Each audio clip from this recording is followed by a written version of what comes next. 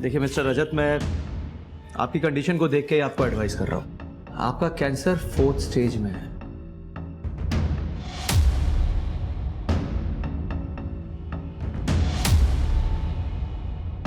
आप कितना भी केमोथेरेपी और रेडिएशन ले लें, लेकिन हकीकत यह है कि आपका ठीक हो पाना ऑलमोस्ट इम्पॉसिबल है। सर, पर हम ऐसे कैसे गिव अप कर दें? रजत का ट्रीटमेंट ऐसे बीच में कैसे छोड़ दें सर? पूर्वी जी, मैं आपके इमोशंस को अच्छी तरह समझता हूँ, लेकिन हकीकत यह है कि रजत पहले ही बहुत दर्द बर्दाश्त कर चुका है। आगे मर्जी आप लोगों की है, आप क्या करना चाहते हैं क्या नहीं। ये हर्बल मेडिसिन मैं आपको दे रहा हूँ रजत के पेन के लिए। मेरी आपको सलाह होगी कि आप ऊपर वाले से दुआ करें, अच्छे की उम्मीद करें, लेकिन बुरे के लिए तैयार रहें।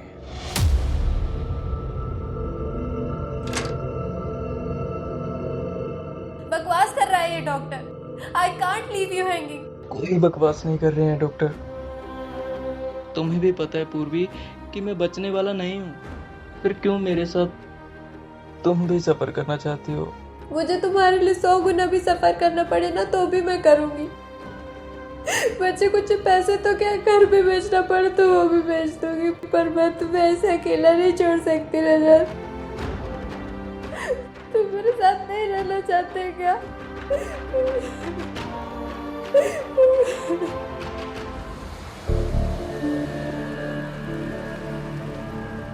ओए बिल दे रे।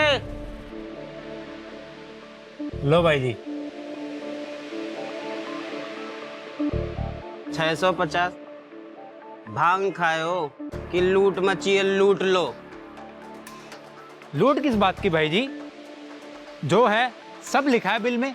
अबे तू लाख रुपए लिख देगा तो क्या तुझे लाख रुपए दे दूंगा इस 2 कौड़ी के खाने के? ये पकड़, खाना सड़ा गला खिलाएंगे, पैसे पूरे मांगेंगे। अरे भाई जी, इतने की तो आप शराब पी गए। ओए जितना दे दिया उसी में तसल्ली कर। पर भाई जी रुको। ओए हट।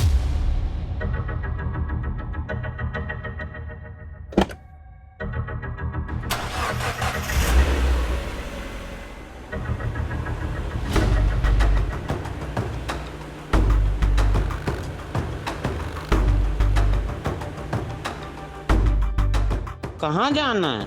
थोड़ा आगे तक छोड़ दीजिए। आ जाओ, बैठ जाओ, छोड़ देते हैं।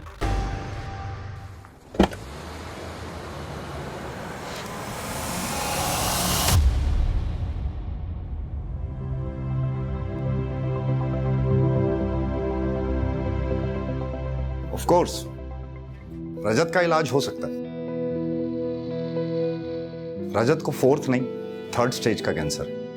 विटामिन ट्रीटमेंट के बाद हम लोग कीमो स्टार्ट करेंगे। हाँ, बट आप लोगों को थोड़ा पेशेंस रखना पड़ेगा। हम रखेंगे सर, आप जैसे कहेंगे ना हम वैसे करेंगे। गुड।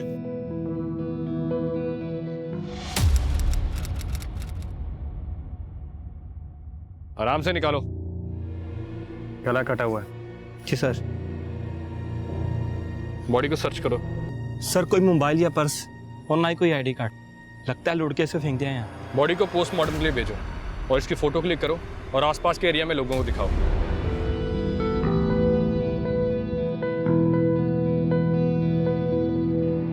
हाँ, इंश्योरेंस है रजत का आपकी कंपनी से। अगर आप पैसे नहीं भरोगे तो कौन भरेगा?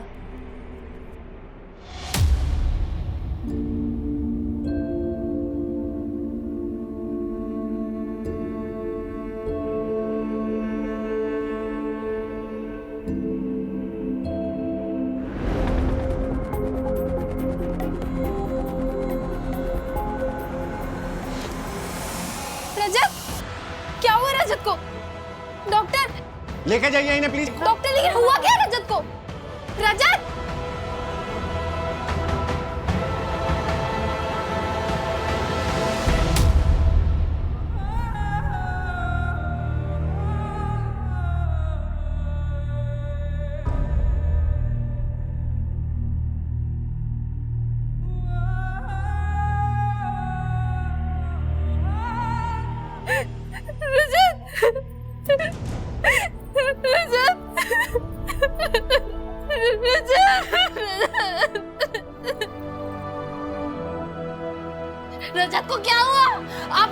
कि वो ठीक हो जाएगा। सब कुछ ठीक था। रजत की बॉडी ट्रीटमेंट को अच्छे से रिस्पॉन्स भी कर रही थी। शायद लास्ट मिनट कॉम्प्लिकेशंस हुई रजत के साथ। पर आपने तो कहा था कि रजत ठीक हो जाएगा, मेरे से क्या हो गया? आई एम सॉरी पूर्वी।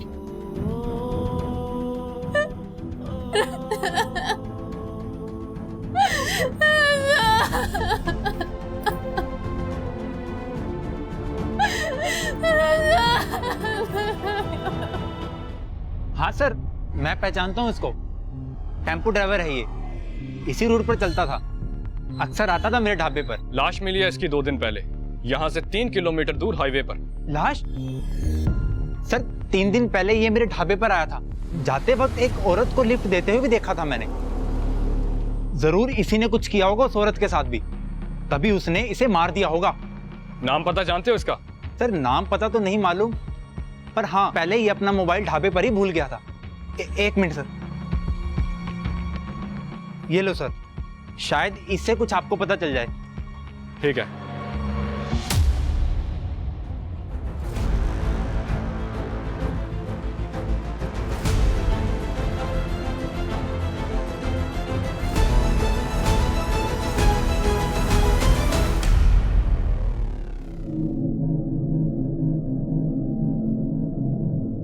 आपकी बच्ची को अर्जेंटली हार्ट ट्रांसप्लांट की जरूरत है।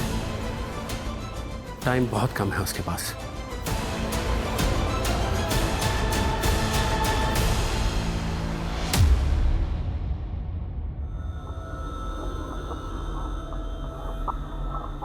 जी आप कौन? मेरी बेटी पीहू इस हॉस्पिटल में एडमिट है और आपके पिताजी की वजह से उसकी जान बचाई जा सकती है। कैसे? मेरी बेटी सिर्फ 8 साल की है और उसे हार्ट ट्रांसप्लांट की जरूरत है। डॉक्टर का कहना है कि आपके पिताजी का हार्ट उसे ट्रांसप्लांट किया जा सकता है। ये क्या बकवास कर रही हैं आप? मेरे पिताजी अभी जिंदा है। पर ब्रेन तो डेड है ना, और वो कभी रिकवर भी नहीं करेंगे। ये आप कैसे कह सकती हैं? और अगर ऐसा है भी तो मैं आपकी बेटी के लिए अपने पिताजी को मार दूं? देखिए, आप मेरी बात नहीं समझ रहे। आपके पिताजी ने तो पूरी जिंदगी जी ली, पर मेरी बेटी पीहू, वो तो सिर्फ 8 साल की है। उसके सामने उसकी पूरी जिंदगी पड़ी है। आपके पिताजी की मौत मेरी बेटी को जिंदगी दे सकती है। अरे कौन है ये औरत? भाई साहब, कौन है ये? कोई है यहाँ पे?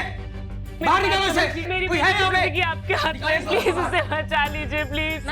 भाई साहब प्लीज, वो सिर्फ 8 साल की है, आप थोड़ा तो समझिए। उसकी पूरी जिंदगी पड़ी है भाई साहब, प्लीज मेरी बात सुनिए, प्लीज बात सुनिए। अब अंदर मत जाना।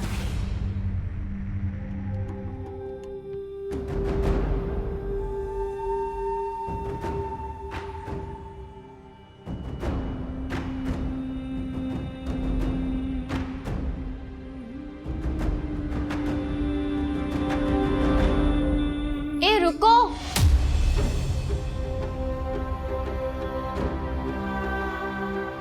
मैं आपकी हेल्प कर सकती हूँ अपने पति को मनाने में। बहन जी आपका बहुत बहुत एहसान होगा, आप प्लीज हार्ट। अरे मेरी बात तो सुनिए पूरी। एहसान की कोई बात नहीं है। आप पापा जी के हार्ट के बदले हमें सिर्फ 5 लाख रुपए दे दीजिएगा। 5 लाख? पर बहन जी इतने पैसे तो मेरे पास नहीं है। सारे पैसे पहले ही पीहू के इलाज में खर्च हो चुके हैं।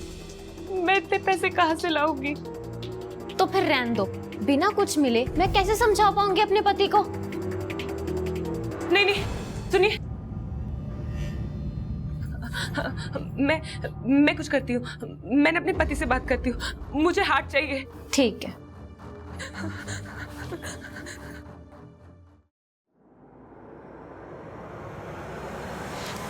हेलो,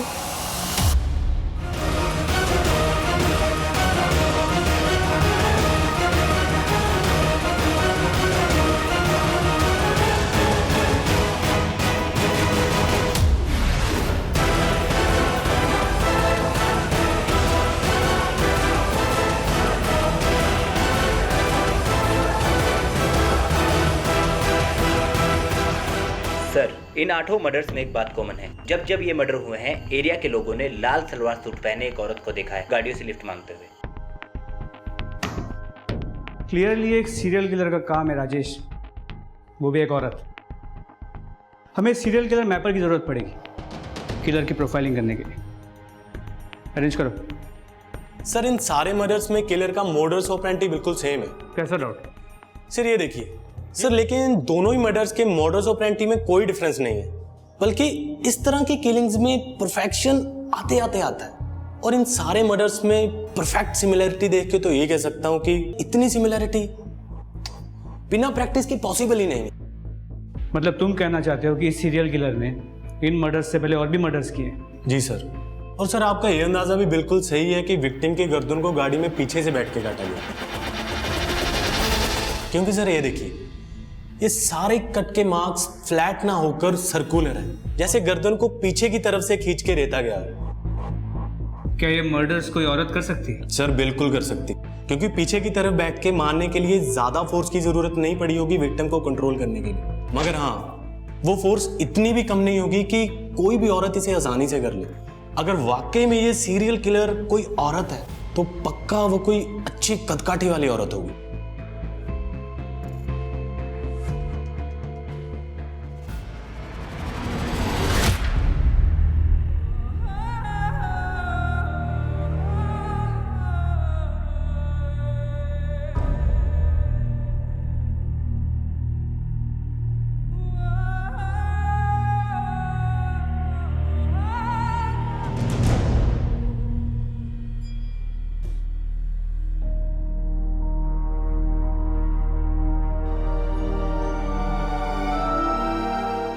बेटा आखिरी बार उसे विदाई तो दे दे। नहीं माँ, नहीं, रजत ने प्रॉमिस किया था कि वो लड़ेगा अपनी जिंदगी के लिए, मेरे साथ रहेगा, पर उसने अपना प्रॉमिस तोड़ दिया। वो मेरे साथ ऐसे कैसे कर सकता? माँ नहीं, मैं उसे अलविदा नहीं कहूंगी, मैं नहीं कहूंगी। विशाल ले जाओ अपने भाई को, ले जाओ रजत को यहाँ से। मैंने ले जाओ रजत को।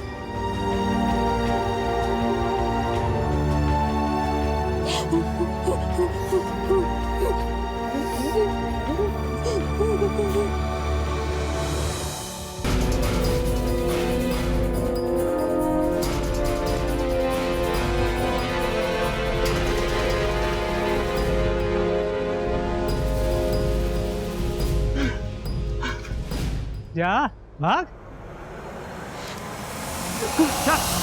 सर मैं सच कह रहा हूँ सर, मैंने कुछ नहीं किया सर, मैंने किसी टैक्सी वाले का खून नहीं किया सर। तो जिस टैक्सी ड्राइवर की डेड बॉडी हमें मिली है उसकी टैक्सी तेरे पास कैसे आई?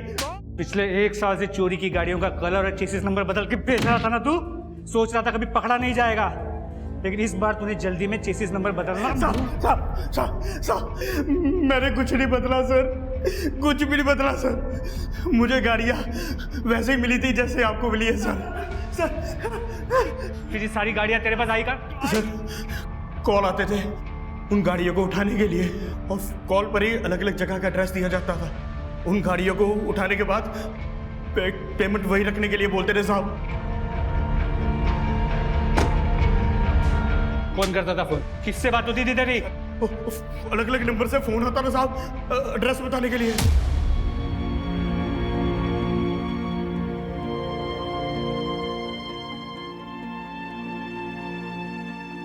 बेटा कुछ खा ले, ऐसे कब तक बिना खाए पिए जागती रहेगी?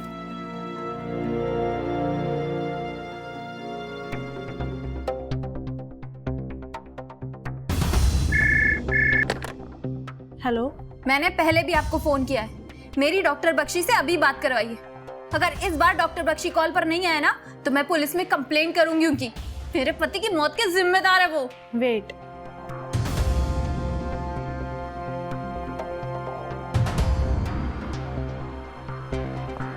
अब किस लिए फोन किया आपने यहाँ पे? आपको अच्छे से पता है कि मैंने आपको क्यों फोन किया है।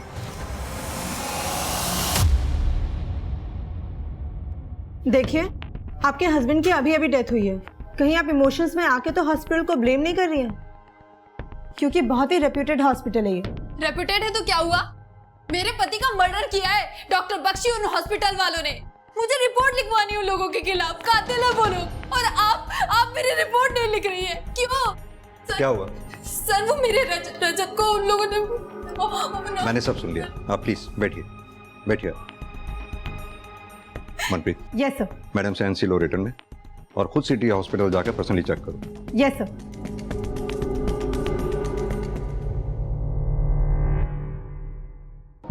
मैम, रजत को बचाने के लिए हम जो कुछ कर सकते थे हमने वो सब कुछ किया, पर वो नहीं बच पाया। कैंसर तो आपको पता है कितनी अनप्रेडिक्टेबल सी बीमारी है, न जाने कब क्या हो जाए। झूठ बोल रहे हैं आप ये। रजत को कैंसर ने नहीं मारा, बल्कि आपने और आपके हॉस्पिटल ने मारा है। मैं ना कुछ छोड़ो, बाहर जाइए आप, प्लीज बाहर जाइए, लेके जाओ इन्हें। झूठ बोल रहे हैं ये। रजत को बचाने का वादा किया था इन लोगों ने। मैं छोड़ूंगी नहीं, मैं किसी को नहीं छोड़ूंगी, मैं किसी को भी नहीं छोड़ूंगी। देखिए रजत ना तो पहला ऐसा पेशेंट है जिसकी डेथ मेरे हॉस्पिटल में हुई है, और ना ही पूर्वी कोई पहली ऐसी रिलेटिव है जो इस तरह से हंगामा कर रही है। हाँ, रजत की मौत पे मुझे भी डाउट है। डाउट है? पूर्वी मुझसे पैसे मांग रही है रजत की मौत के हर जाने के तौर पर। डॉक्टर बख्शी, मेरे पास जितने भी पैसे थे वो सब रजत के इलाज में खर्च हो गए। मेरे पास कुछ भी नहीं है, मैं अपने खर्चे कैसे उठाऊं? आपको तो कंपनसेशन देना ही होगा, चाहे ऐसे या वैसे। जिस टाइम रजत की डेथ हुई ठीक उससे लगभग आधा घंटा पहले मेरे डॉक्टर्स ने राउंड किया। रजत वाज परफेक्टली फाइन। उसके आधे घंटे के अंदर अंदर न जाने ऐसा क्या हुआ कि रजत की डेथ हो गई, पर उस टाइम पूर्वी अकेली थी मैम रजत के साथ रूम में। इंटरेस्टिंग। पता है मनप्रीत, पैसा आदमी से कुछ भी करवा सकता है, तो फिर ये पूर्वी क्या चीज है? इसका बैकग्राउंड चेक करो। Yes sir. और वो हॉस्पिटल में कुछ सस्पिशियस मिला क्या? सर हॉस्पिटल में तो कुछ सस्पिशियस नहीं मिला, लेकिन डॉक्टर बख्शी वो शायद जितना अच्छा खुद को दिखाते हैं उतने अच्छे वो है नहीं। अगर तुम्हें लगता है कि डॉक्टर बख्शी के साथ कुछ गड़बड़ है तो डॉक्टर बख्शी और हॉस्पिटल दोनों को इन्वेस्टिगेट करो। Yes sir.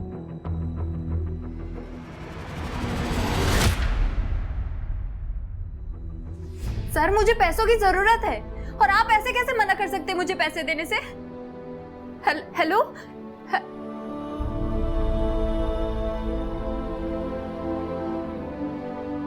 आप ठीक हो भाभी? बैठिए, थोड़ा पेशेंस रखिए भाभी, सब ठीक हो जाएगा। ऐसे गुस्सा करोगे तो आप खुद का ही नुकसान करोगे भाभी।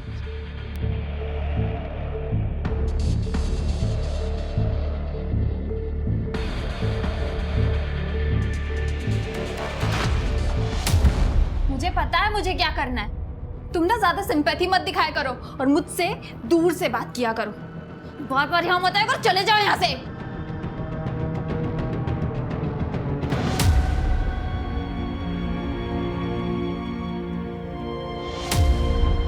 आप बात को समझ नहीं रही हैं मैडम। हॉस्पिटल में जगह नहीं है दूसरे पेशेंट्स के लिए, और आपकी बेटी का एक ही इलाज है, हार्ट ट्रांसप्लांट, और वो आप अरेंज नहीं कर पा रही हैं। आप एक काम करिए, या तो इसको आप घर ले जाइए और इसके साथ टाइम स्पेंड करिए प्लीज। आपको समझ में आ रहा है आप क्या बोल रहे हैं? मरने के लिए ले जाऊं अपनी बेटी को घर? मैं आपसे बोल रही हूँ कि एक दिन का टाइम और दे दीजिए। मेरे हस्बैंड कर रहे हैं पैसों का इंतजाम इसके हार्ट ट्रांसप्लांट के लिए। आप समझ क्यों नहीं रहे हैं? बस एक दिन, या तो आप हार्ट अरेंज करिए या फिर इसको आप घर ले जाइए प्लीज।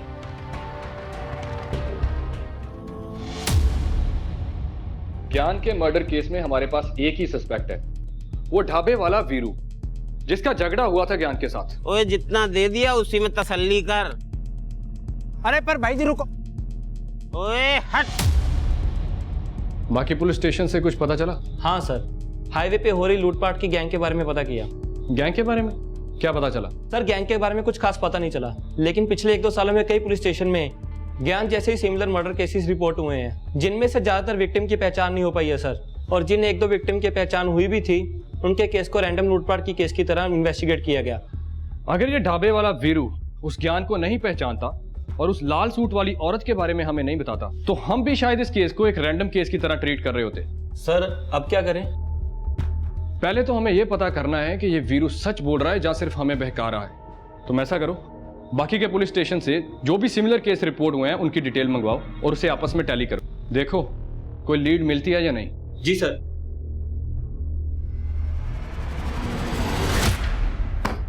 सर 12 केसेस हैं ज्ञान के जैसे। 12 केस तो रिपोर्ट हुए हैं तेजिंदर, क्या पता कितने केस रिपोर्ट ही नहीं हुए होंगे। मॉडस ऑपरेंडी को देखकर तो यही लग रहा है कि कोई गैंग एक्टिव है हाईवे पर। और सर वो औरत जो ज्ञान के साथ देखी गई थी, 2 ही पॉसिबिलिटी हैं, या तो वो औरत विक्टिम को फंसा के गैंग के पास लेके जाती होगी, या फिर उसने खुद मर्डर किए होंगे।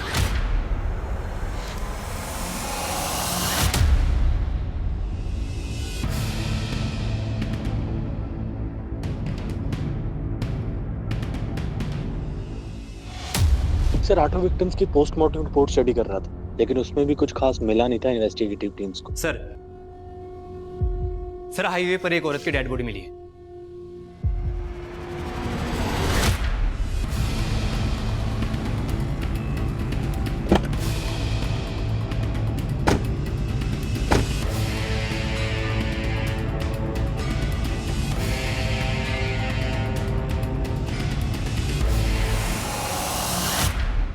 सर लाल सूट, सर ये कहीं हुई तो नहीं? बॉडी को बाहर निकाल। बॉडी को सबसे पहले तुमने देखा था? जी सर, मैं बस यहाँ से जा रहा था तो मेरी नजर पड़ी सर। तो जब यहाँ आए बॉडी के आसपास किसी को देखा? नहीं सर, यहाँ पर कोई भी नहीं था।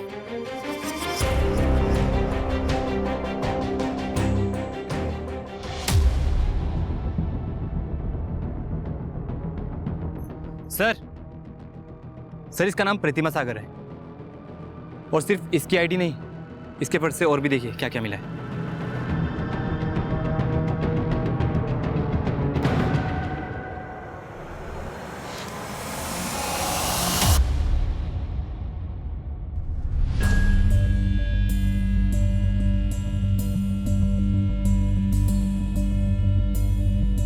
सुनो यहाँ,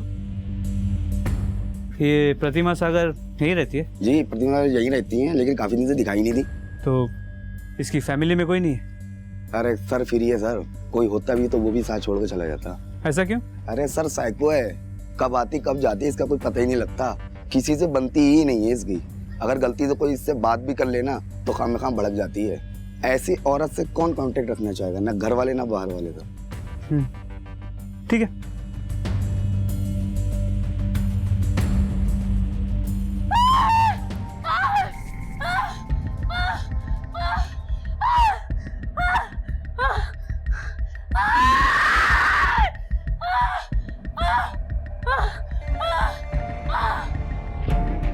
मुझे तो अभी भी यकीन नहीं हो रहा रीवा कैसे मान गई आपकी बात, जो डिलीवरी के लिए हॉस्पिटल के बजाय ये होम बर्थ का ऑप्शन चुना, जबकि उसकी प्रेगनेंसी पहले से इतनी कॉम्प्लिकेटेड है।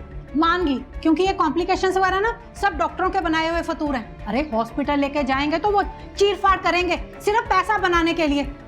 वैजी ने दवाई दी है ना, उससे सब ठीक हो जाना, तू चिंता मत कर।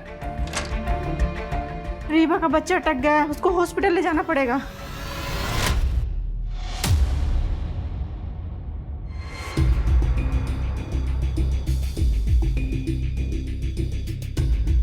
We want justice. We want justice. We want justice. We want justice. We want justice. We want justice. अरे हटिए हटिए, प्लीज प्लीज प्लीज प्लीज हटिए, स्कूटी स्ट्रेचर लाओ प्लीज।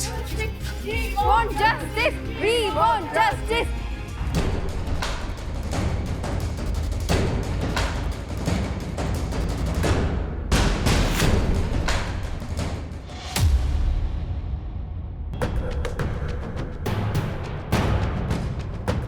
मत रीवा, सब ठीक होगा, कुछ नहीं होगा तुम्हें। हम हॉस्पिटल में है ना, हौसला रख, सब ठीक होगा रीवा।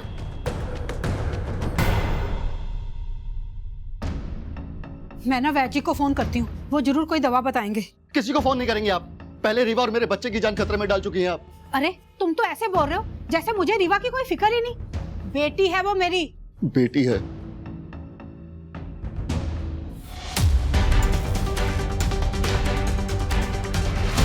ये रहे तुम्हारे पैसे।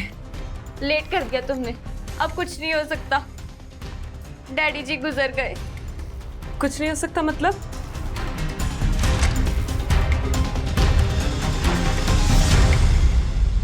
अब तो तुम्हारे ससुर मर गए ना, अब तो इजी हो जाएगा। नहीं हो पाएगा। डेथ हार्ट फेल होने से हुई है और तुम्हें तो हार्ट ही चाहिए था ना।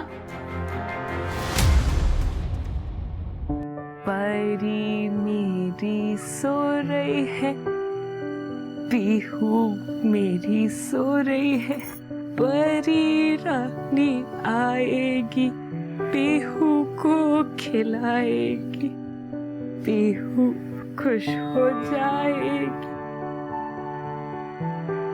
मम्मा मम्मा चिल्लाएगी, मम्मा मम्मा चिल्लाएगी, पापा पापा चिल्लाएगी, पीहू खुश हो जाएगी, पीहू मेरी सो रही है, परी। हाँ? पीहू को क्या हो गया? ये सांस नहीं ले रही है। पीहू पीहू बेटा आंखें खोलो। बेटा पीहू, बेटा आंखें खोलो। क्या हो गया? एक मिनट। पीहू पीहू आंखें खोलो बेटा। पीहू पीहू आंखें खोलो।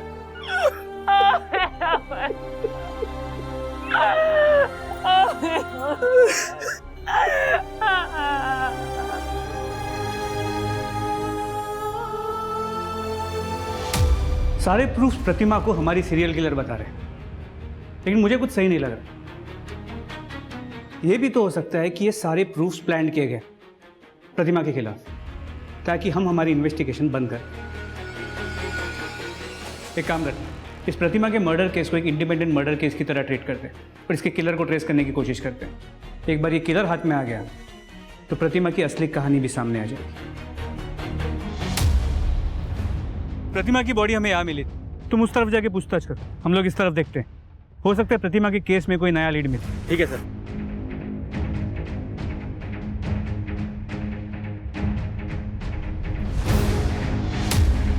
इसको, हाँ साहब, इस औरत ने मेरी दुकान से पानी खरीदा था।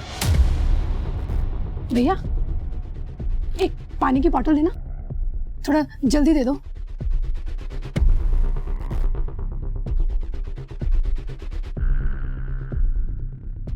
मैडम कौन है वो?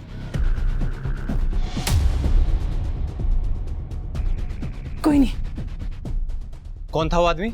सब इतना तो नहीं पता, बहुत अंधेरा था, पर वो आदमी ना कद काठी से बहुत लंबा चौड़ा था।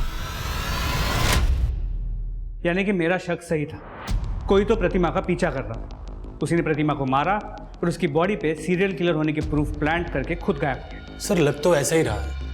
दुकानदार के डिस्क्रिप्शन के हिसाब से पीछा करने वाले की कदकाठी हमारे सीरियल किलर की प्रोफाइल से मैच कर रही है। प्रतिमा के मोहल्ले में जाके पूछताछ करो, देखो किसी ने कोई सस्पिशियस आदमी या औरत प्रतिमा के घर के पास देखा है कि जो कोई भी प्रतिमा को फॉलो कर रहा था वो प्रतिमा के अजीब बिहेवियर के बारे में जानता, और वो ये भी जानता था कि प्रतिमा के आगे पीछे कोई नहीं है।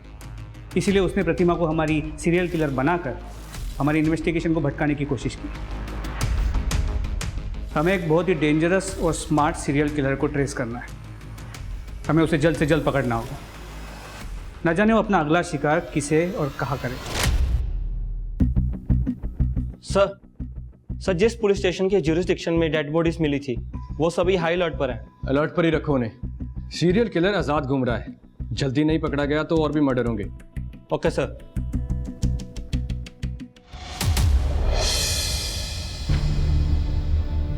डेड बॉडी मिलने में थोड़ा वक्त लगेगा, तब तक आप घर चाहिए, मैं आता हूँ।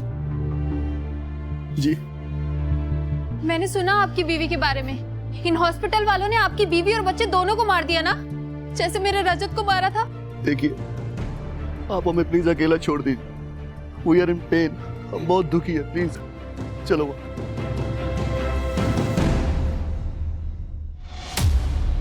अच्छा ही हुआ रजत को अपनी जिंदगी से मुक्ति मिल गई। पूर्वी उसके साथ रह के भुगती तो रही थी, कम से कम वो अपनी मर्जी से अपनी जिंदगी जी तो सकती।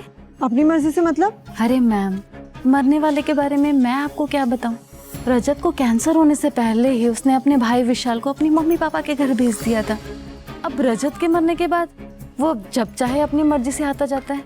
मुझे तो ये लगता है विशाल और पूर्वी के बीच कुछ।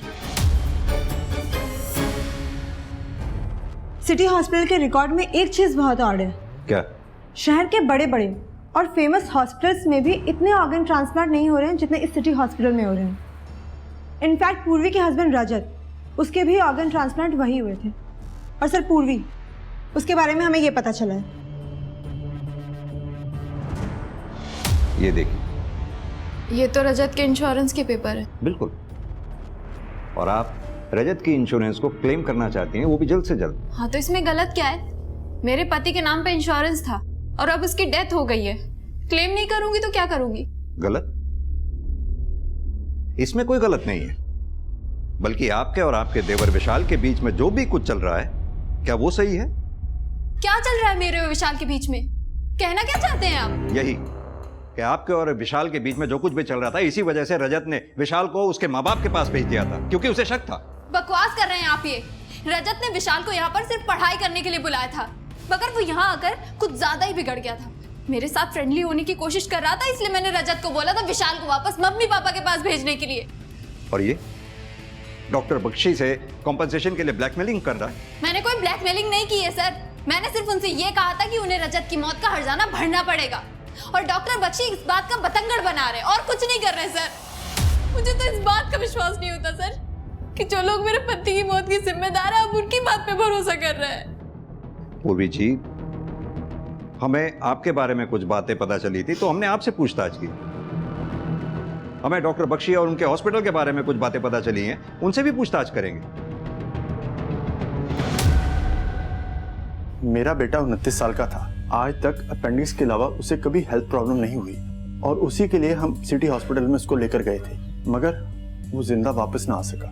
क्या आपने अपने बेटे के ऑर्गन्स डोनेट करने के लिए कुछ पेपर्स पे साइन किया था? मैम, इलाज के दौरान उन्होंने हमसे इतने पेपर साइन करवाए, हो सकता है बीच में कोई ऐसा पेपर रख दिया हो। हमें इसके बारे में कुछ मालूम नहीं है।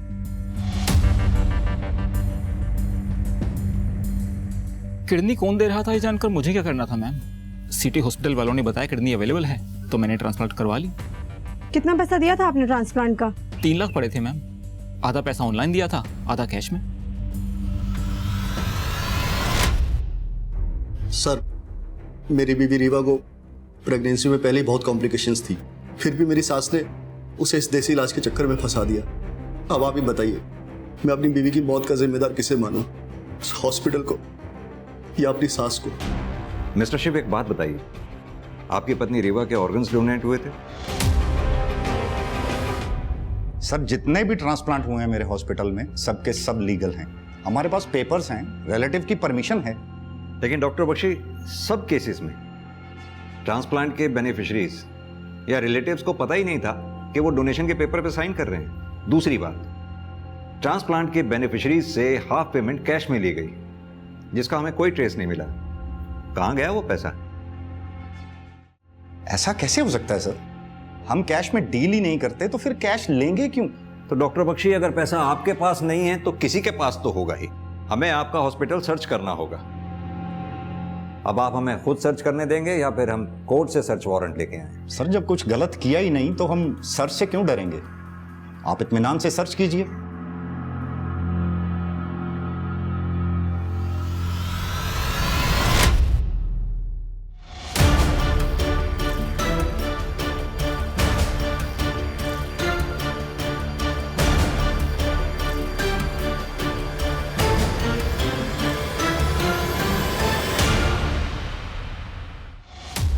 हाँ तो राधा कुमारी जी, हॉस्पिटल के ऑर्गन डोनेशन ट्रांसप्लांट के सारे गड़बड़ केसेस तुम ही हैंडल करती हो, क्यों और कैसे?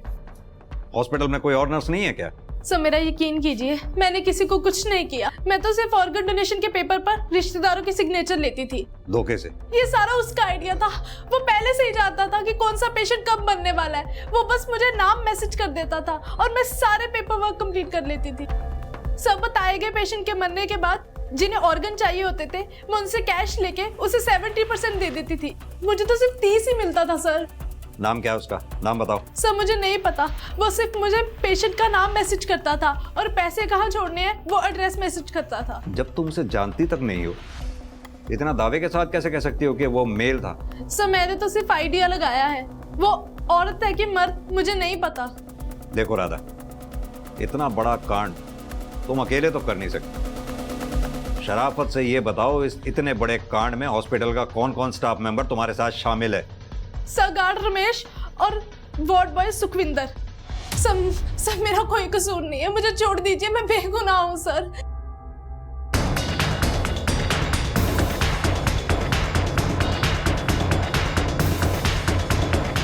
सर, राधा के दिए हुए सारे नंबर्स बंद आ रहे हैं और सर गार्ड और वार्ड बॉय से भी कुछ नया पता नहीं चला।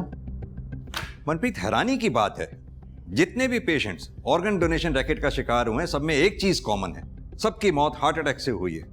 हाँ सर, मेरा तो ध्यान ही नहीं गया इस बात पर। और इतना ही नहीं, ये सभी पेशेंट्स के केसेस को जब मैंने गहराई से स्टडी किया तो एक चीज और कॉमन पाई। इन सभी पेशेंट का कभी ना कभी एक आयुर्वेदिक डॉक्टर दीप राणा से कनेक्शन रहा है। इन सभी पेशेंट्स का दीप राणा से कनेक्शन होना महज इत्तेफाक नहीं हो सकता, कहीं तो कोई गहरा राज छिपा है। देखिए, आपका कैंसर लाइलाज है। अगर फिर भी कोई डॉक्टर आपको ये कहता है कि वो आपको यहाँ से ठीक कर सकता है, तो इसका सीधा मतलब ये है कि वो आपसे झूठ बोल रहा है और आपसे पैसे ऐंठना चाहता है। इसलिए मेरी आपको यही सलाह होगी कि आप अपने बेटे के साथ अपने घर जाएं।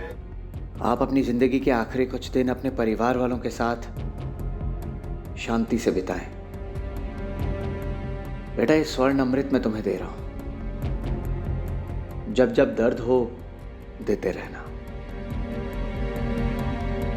सर, पिछले 3 सालों से प्रैक्टिस कर रहा है डॉक्टर, लेकिन इससे पहले कहाँ था, क्या कर रहा था, इसकी कोई इन्फॉर्मेशन नहीं। और उसकी डिग्री जेन्युइन है सर, लेकिन एक चीज़ बहुत स्ट्रेंज है इसके बारे में। इसकी फैमिली लाइफ के बारे में किसी को कुछ नहीं पता। इसके माँ बाप, इसके बीवी बच्चे, इसकी कोई इन्फॉर्मेशन नहीं।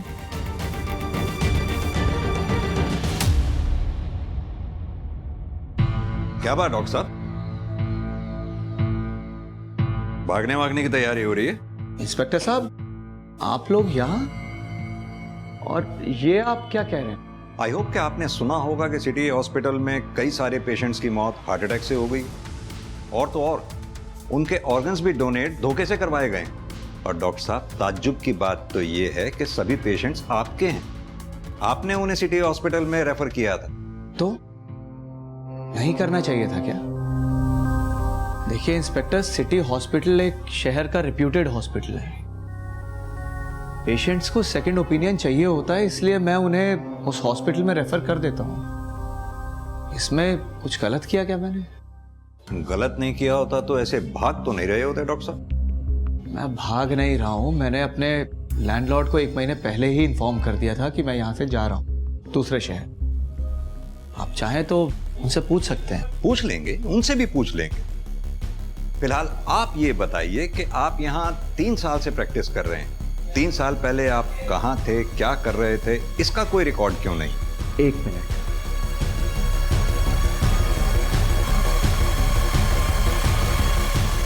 ये देख लीजिए, आप देख लीजिए मैं कब कहाँ किस किस शहर में रहा और क्या कर रहा था, वो सब डिटेल है इसमें। ठीक है डॉक्टर साहब, फिलहाल हम ये डॉक्यूमेंट्स लेकर जा रहे हैं वेरिफिकेशन के लिए, लेकिन हाँ, जब तक हम कहें नहीं ये शहर छोड़कर जाइएगा नहीं। चलो मनप्रीत। काफी दिलेर है सर, एक बार भी नहीं घबराया और हर सवाल का बिल्कुल परफेक्ट जवाब रेडी था, वो भी पहले से। परफेक्ट तो कुछ भी नहीं होता मनप्रीत, फिर ये डॉक्टर कैसे परफेक्ट हो सकता है? एक काम करो मनप्रीत, डॉक्टर की फोटोग्राफ आसपास के पुलिस स्टेशन में सर्कुलेट करवाओ, पता करो इस डॉक्टर का किसी केस से लेना देना रहा हो, अगर हाँ तो उस केस की पूरी डिटेल्स निकलवाओ।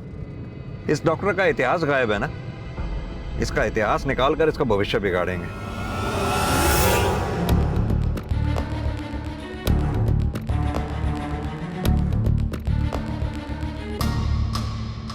सर, हम उस सीरियल किलर को कभी ढूंढ नहीं पाए।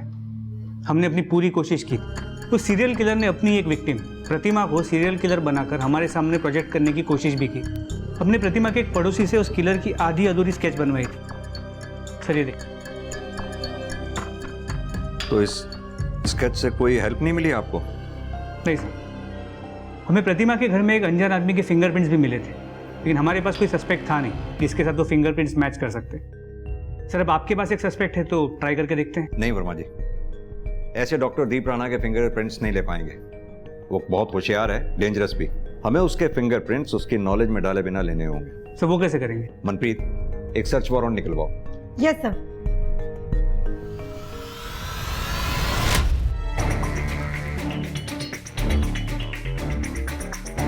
आप इंस्पेक्टर साहब अपना टाइम वेस्ट कर रहे हैं। आपके उस सीरियल किलर का राज मेरे इन बॉक्सेस में नहीं मिलेगा आपको। पता है हमें डॉक्टर साहब, हमें इन बॉक्सेस में कुछ नहीं मिलने वाला।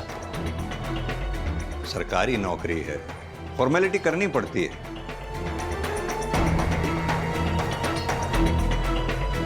चलो भाई, हो गया बस। ठीक है डॉक्टर साहब, जल्दी मुलाकात होती है। चलो Manpreet.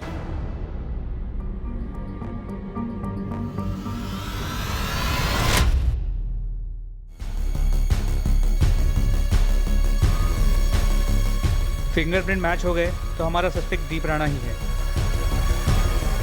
It's a match sir.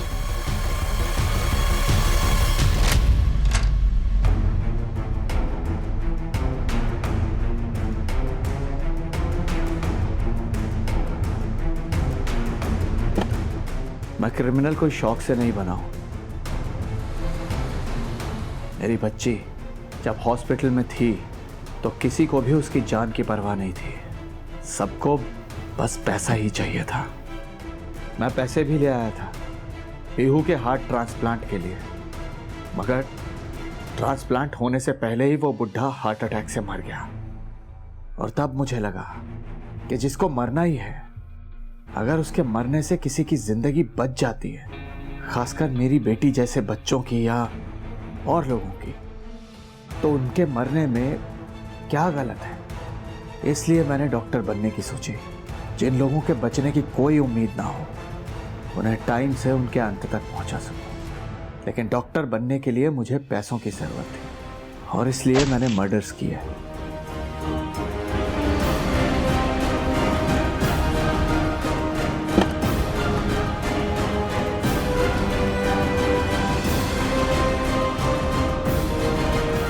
और जब मैं डॉक्टर बन गया तो शांति से मरने में लोगों की हेल्प करने लगा। मैंने उन्हें बिना दर्द के और बिना तड़पाए मुक्ति दी, अपनी दवा से, जिसे पीकर उनका दिल धीरे होते होते आखिरकार बंद हो जाता था। मेरी बेटी को तो नहीं बचा पाया मैं, लेकिन हाँ, मेरी बेटी के ही जैसे ना जाने कितने ही लोगों को जिंदगी मैंने दी है। दूसरों को मारकर खुद को भगवान समझ बैठा है। कितने ही निर्दोष लोगों की जान ली है तूने, उन टैक्सी वालों की, उस प्रतिमा की। न जाने ऐसे कितने पेशेंट्स जिसमें से कई बच भी जाते अगर तू बीच में नहीं आता तो। कैसे बच सकते थे इंस्पेक्टर साहब? पैसे देकर? हाँ, दोनों हाथों से भर भर के पैसे देते और जिंदगी खरीद लेते। लेकिन मेरे एक सवाल का जवाब दीजिए आप लोग, उन लोगों का क्या जिनके अपने उन्हीं पैसों की कमी से मर जाते हैं? उन लोगों का क्या?